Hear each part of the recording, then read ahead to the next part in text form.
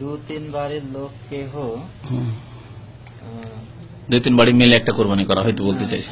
হ্যাঁ, কেহ না এরকম চলবে না। দুজন মানুষ হয়তো একসাথে থাকছেন ব্যাচেলার, এক কাজ করো দুজন মিলে একটা কুরবানি দিন, না এরকম চলবে না।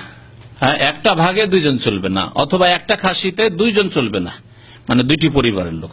এক পরিবারের 10টা 20টা 50টা 100টা লোক হলে অসুবিধা নেই।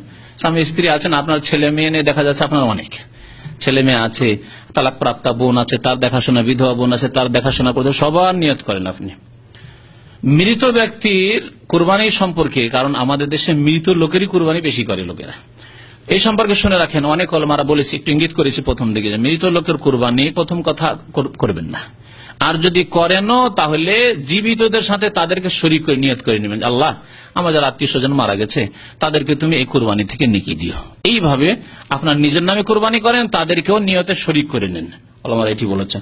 আর যদি তাদের জন্য আলাদা করেই করেন কিছু, আর বলছেন না এটি জায়েজ নয়, কারণ নবী সাল্লাল্লাহু আলাইহি ওয়াসাল্লাম থেকে তা প্রমাণিত নয়, মৃতর নামে শুধু মৃতর নামে কোরবানি করা প্রমাণিত নয়। আর বাকি কিছু আলেমরা বলেছেন যদি শুধু মৃতর নামে কোরবানি, যে একটা ভাগ আমি মৃত না আমার মৃত আব্বার নামে করলাম, মৃত মায়ের নামে, দাদা দাদি নানা নানির নামে করলাম, তাহলে সতর্কতা হচ্ছে যে সে গোশত গরিব মিসকিনের পুরোটাই দান করে দেবেন।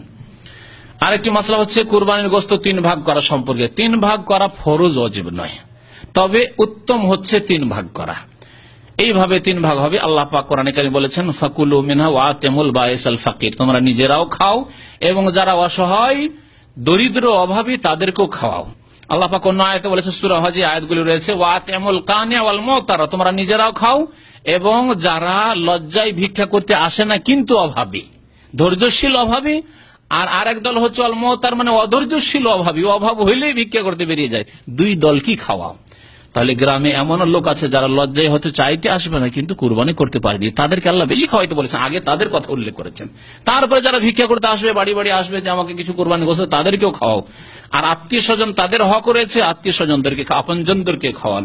তাহলে এইভাবে ওলামারা ইজতিহাদ করে বলেছেন যদি কেউ ভাগ করে তো ভালো কথা, 1 ভাগ নিজের পরিবারের জন্য, 1 ভাগ আত্মীয় স্বজন আর বন্ধু বান্ধবের জন্য, আর 1 ভাগ গরিব মিসকিনদের জন্য গ্রামের। এইভাবে 3 ভাগ করে তো ভালো কথা, কিন্তু এটি ওয়াজিব নয়। যদি পরিস্থিতি আপনার এরকম হয় যে গরিবের সংখ্যা বেশি, তাহলে গরিবের ভাগটা বাড়িয়ে দেন, এটি হচ্ছে উত্তম। যদি দেখা যায় না তার চাইতে বেশি আমি বেশি অভাবী, আমার বাড়িতে বেশি প্রয়োজন, মেহমান আসবে, অতিথি আসবে, হয়তো গরিব মানুষ আর ছেলে মেয়ের বিবাহ লাগিয়েছেন কুরবানির মৌসুমে, কোন রকম এটি দিয়ে সেরে দিই, গরিব মানুষ তাছাড়া উপায় নেই হয়তো, তাহলে আপনি বেশি যদি আপনি নিজের জন্য রেখে, নিজের পরিবার বা মেহমানদের জন্য রেখে, কোনো দোষ নেই। আল্লাহ পাক এই ক্ষেত্রে দিনকে খুব সহজ করেছেন।